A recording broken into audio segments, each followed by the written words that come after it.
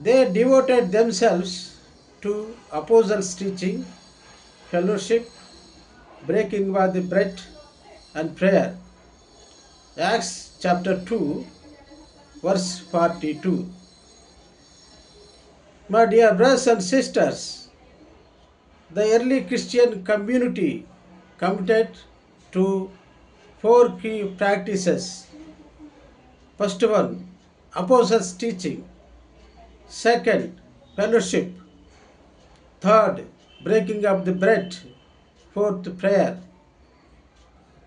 Thus, the early Christians led a life of faith in Jesus as exemplary life to be followed by the believers for the centuries to come. Heavenly Father, we worship you and glorify your holy name.